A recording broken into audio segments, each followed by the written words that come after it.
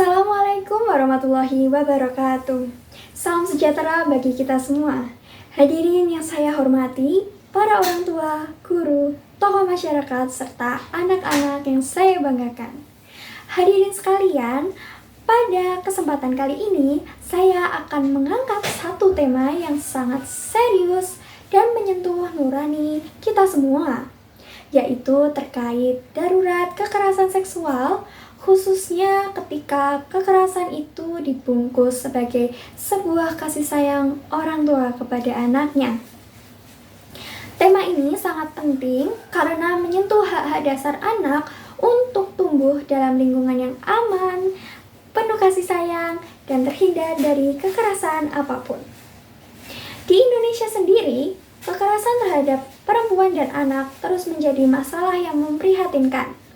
Menurut artikel yang saya kutip, di wilayah Sulawesi Tenggara atau Sutra, telah disebutkan data dari Dinas P3APPKB pada tahun 2022 tercatat sebanyak 261 kasus kekerasan terhadap anak yang dilaporkan.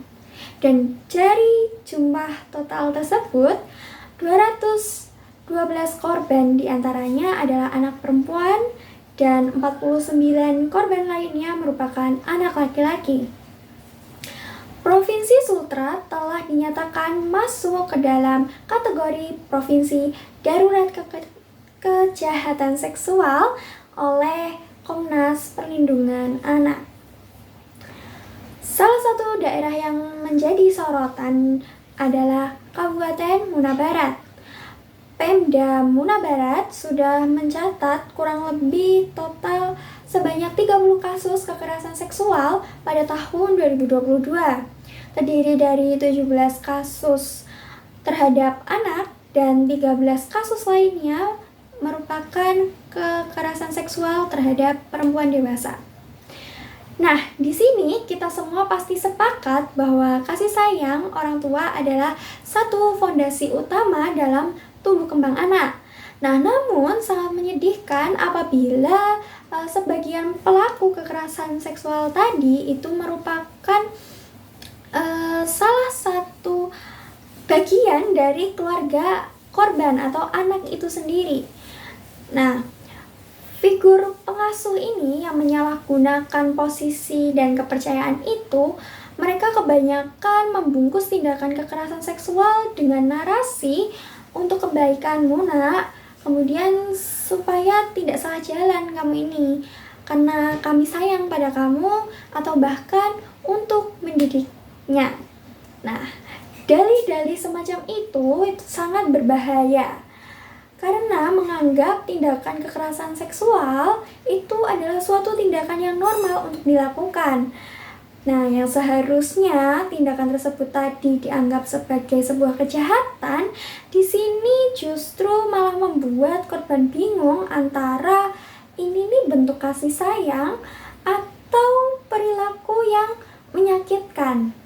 Nah, dengan kejadian-kejadian seperti ini, itu bisa menimbulkan trauma yang berkepanjangan, baik secara fisik, psikologi, hingga moral. Nah, dari pengamatan dan data, beberapa faktor yang memicu kekerasan semacam itu antara lain kurangnya pemahaman masyarakat tentang konsep kasih sayang yang sehat, kemudian kurangnya memahami batas-batas perlindungan anak, menjadikan budaya malu, tabu, atau tidak terbiasa itu melaporkan sebuah kejahatan atau kekerasan seksual, dan adanya atau lemahnya akses ke pelayanan perlindungan anak, lembaga hukum, psikolog, pendamping hukum, dan kemudian masih banyak yang menganggap bahwa tindakan ini menjadi hal yang biasa saja. Terdapat ketidakjelasan, kemudian efek hukuman atas pelanggaran yang sering selesai secara kekeluargaan, tidak ditindak secara tegas. Nah, itu mengakibatkan kekerasan ini kasus-kasusnya terus membengkak. Baik, hadirin sekalian, terdapat beberapa tindakan yang bisa dilakukan untuk mencegah membengkaknya kasus-kasus kekerasan seksual yang terjadi dalam lingkup keluarga. Nah, beberapa tindakan yang bisa dilakukan, yang pertama yaitu membentuk Satgas Perlindungan Anak dan Perempuan di daerah setempat. Kemudian yang kedua, menggerakkan program sosialisasi pencegahan kekerasan seksual untuk perempuan dan anak di sekolah-sekolah dan tentunya di kegiatan-kegiatan masyarakat yang lainnya.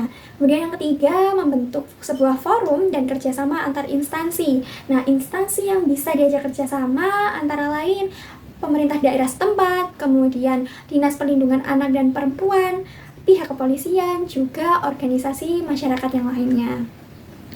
Hadirin yang saya hormati, dari uraian yang sudah saya sampaikan tadi, kita dapat menyadari bahwa kekerasan seksual yang dibungkus sebagai kasih sayang bukan hanya melukai secara fisik, tetapi juga mencabik martabat, mengoyak kepercayaan, dan menyisakan luka yang berkepanjangan. Anak-anak kita bukan objek kasih yang boleh diatur semaunya, melainkan mereka itu juga manusia yang memiliki hak untuk tumbuh dalam rasa aman, dicintai, dan juga dilindungi. Marilah kita bersama menolak segala bentuk kekerasan, termasuk kekerasan seksual tadi, dalam bentuk apapun dan berdasarkan atas alasan apapun. Kemudian kita juga harus menegakkan keadilan dengan melaporkan dan mengusut tuntas pelakuku agar tidak ada lagi korban yang terdiam atau takut dan malu melaporkan kekerasan tersebut. Baik, sekian pidato yang dapat saya sampaikan. Terima kasih atas perhatian dan kerjasamanya. Wassalamualaikum warahmatullahi wabarakatuh.